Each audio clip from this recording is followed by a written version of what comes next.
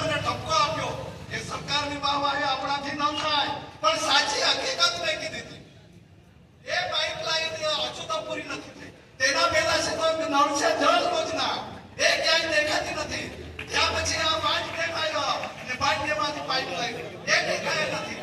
હમણાં ઉકાઈમાંથી પાઇપલાઇનના પાઇપ નખાય છે. વિજયભાઈને મારે કહેવું છે કે એક તો પહેલા પૂરી કર, માત્ર બતાવવાનું કામ કરો છો. આ એક યોજના પૂરી કરીને બતાવે તો આપણે અભિનંદન આપશું. રામ રામ. એટલે મિત્રો, આ સરકારના ચાવવાના દાદ અલગ અને બતાવવાના દાદ અલગ. ફક્ત આપણે જોયા જ કરવાનું. એ નીતિ આ ભાજપની છે.